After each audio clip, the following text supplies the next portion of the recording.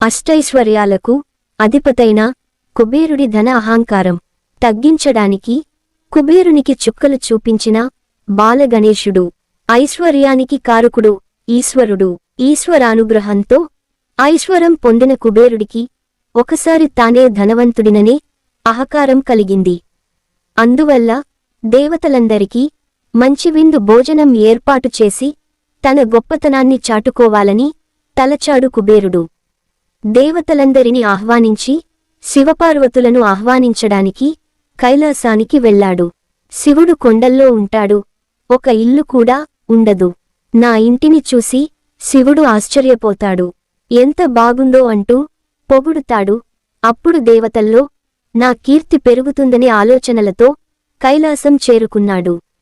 ఇక మిగిలిక కథ ఏంటో తెలుసుకుందాం.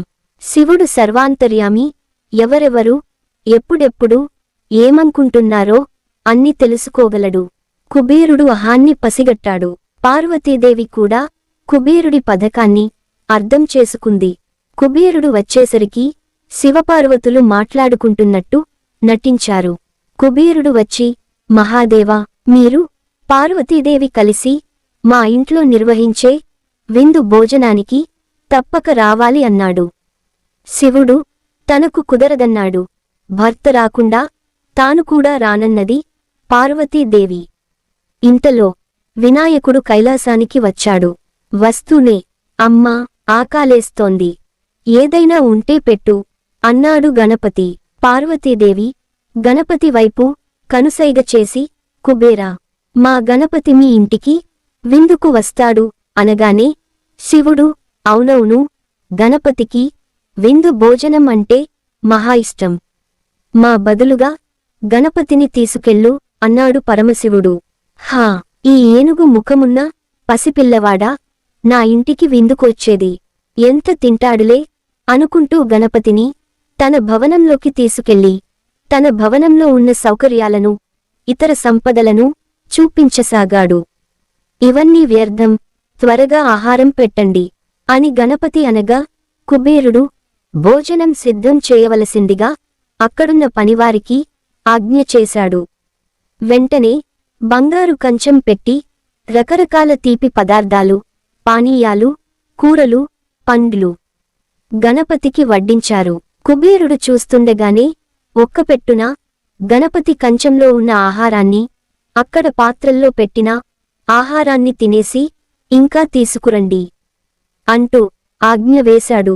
సేవకులు వంటశాలలో ఉన్న ఆహారం మొత్తాన్ని తీసుకువచ్చి గణపతికి వడ్డించారు. అయినా గణపతి ఆకలి ఇసుమంతైనా తగ్గలేదు, కడుపు నిండలేదు. ఇంకా కావాలి అంటూ గణపతి అడిగాడు. వంటవారికి ఆహారం వండడం, గణపతికి వడ్డించడమే పనైపోయింది. కాసేపటికి కుబేరుడి వంటశాల మొత్తం ఖాళీ అయిపోయింది. విషయానికి కుబేరుని తెలిసింది. తన సంపద మొత్తం తరిగిపోతోంది, కాని గణపతి కడుపు నిండడంలేదు. ఏమి చేయాలో అర్థం కాలేదు. ఇంతలో గణపతి ఆగ్రహంతో ఊగిపోతూ కుబేరుని పిలిచి, నీ ఇంటికి విందుకు రమ్మని నాకు ఆహారం పెట్టకుండా అవమానిస్తున్నావంటూ పలికాడు. కుబేరుడికి విషయానికి అర్థమైంది. తనకున్న సంపద ఆ పరమాత్ముడిని ఏమాత్రం సంతృప్తి పరచలేదని, అన్ని ఇచ్చిన భగవంతుడి దగ్గరే దర్పాన్ని చూపాలనుకోవడం మూర్ఖత్వమని, తన అహంకారం అణచడానికే దైవం ఈ విధంగా చేశాడని గ్రహించి పరుగుపరుగున కైలాసానికి వెళ్లాడు. శివా, శంకరా, నీవే దిక్కు, ధనానికి నన్ను నీవే అధిపతిని చేశావని మరిచి అహంకారంతో ప్రవర్తించాను.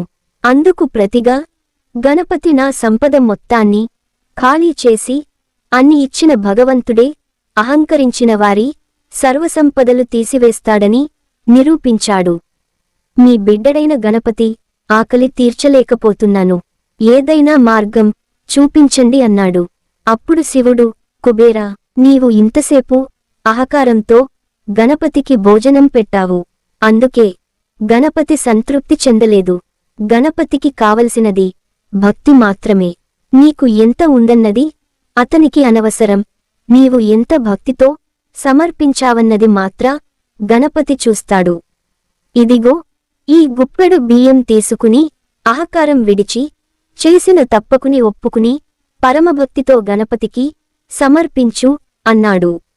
ఆ గుప్పెడు బియ్యం తినగానే గణపతికి కడుపు నిండి త్రేనుపులు వచ్చాయి. గణపతి సంతృప్తి చెందాడు. మనం దేవుడికి ఎంత సమర్పించామన్నది కాదు, ఎంత భక్తితో ఇచ్చామన్నది ముఖ్యం. అందుకే ఎంత సంపద ఉన్నా అణగి మణిగి ఉండాలిగాని నేనే గొప్ప అని ఎప్పుడూ అనుకోకూడదు. కుబేరుడి అహంకారాన్ని అణిచివేసిన గణపతి మనలోని అహంకారాన్ని కూడా పటాపంచలు చేయుగాక. మీకు గనక ఈ వీడియో నచ్చితే ప్లీజ్ లైక్ చేసి సబ్స్క్రైబ్ చేయండి. ఇంకా మీ ఫ్రెండ్స్ మరియు కుటుంబ సభ్యులకు షేర్ చేయండి. ఇంకా మీ సపోర్ట్ నాకు అందించండి. Thanks for watching.